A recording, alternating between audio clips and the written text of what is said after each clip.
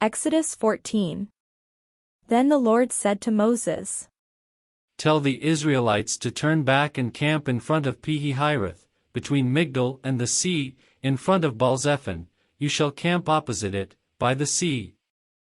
Pharaoh will say of the Israelites, They are wandering aimlessly in the land, the wilderness has closed in on them. I will harden Pharaoh's heart, and he will pursue them, so that I will gain glory for myself over Pharaoh and all his army, and the Egyptians shall know that I am the Lord. And they did so. When the king of Egypt was told that the people had fled, the minds of Pharaoh and his officials were changed toward the people, and they said, What have we done, letting Israel leave our service?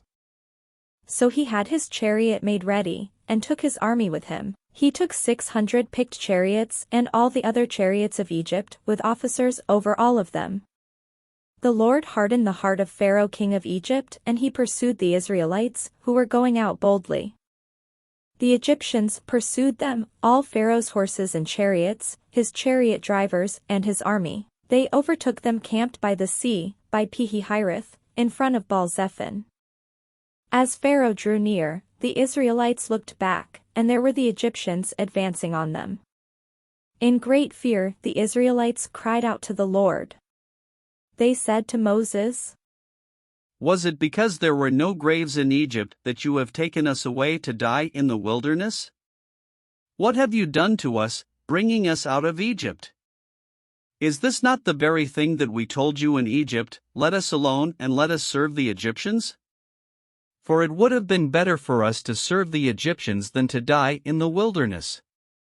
But Moses said to the people, Do not be afraid, stand firm, and see the deliverance that the Lord will accomplish for you today, for the Egyptians whom you see today you shall never see again. The Lord will fight for you, and you have only to keep still. Then the Lord said to Moses, Why do you cry out to me? Tell the Israelites to go forward.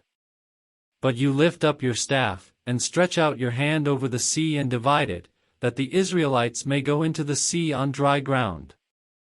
Then I will harden the hearts of Egyptians so that they will go in after them, and so I will gain glory for myself over Pharaoh and all his army, his chariots, and his chariot drivers. And the Egyptians shall know that I am the Lord, when I have gained glory for myself over Pharaoh, his chariots, and his chariot drivers. The angel of God who was going before the Israelites' army moved and went behind them, and the pillar of cloud moved from in front of them and took its place behind them. It came between the army of Egypt and the army of Israel. And so the cloud was there with the darkness, and it lit up the night, one did not come near the other all night. Then Moses stretched out his hand over the sea. The Lord drove the sea back by a strong east wind all night, and turned the sea into dry land, and the waters were divided. The Israelites went into the sea on dry ground, the waters forming a wall for them on their right and on their left. The Egyptians pursued, and went into the sea after them, all of Pharaoh's horses, chariots, and chariot drivers.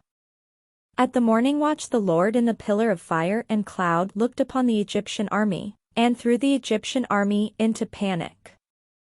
He clogged their chariot wheels so that they turned with difficulty. The Egyptians said, Let us flee from the Israelites, for the Lord is fighting for them against Egypt. Then the Lord said to Moses, Stretch out your hand over the sea, so that the water may come back upon the Egyptians, upon their chariots and chariot drivers. So Moses stretched out his hand over the sea, and at dawn the sea returned to its normal depth. As the Egyptians fled before it, the Lord tossed the Egyptians into the sea. The waters returned and covered the chariots and the chariot drivers, the entire army of Pharaoh that had followed them into the sea. Not one of them remained. But the Israelites walked on dry ground through the sea, the waters forming a wall for them on their right and on their left. Thus the Lord saved Israel that day from the Egyptians, and Israel saw the Egyptians dead on the seashore. Israel saw the great work that the Lord did against the Egyptians. So the people feared the Lord and believed in the Lord and in his servant Moses.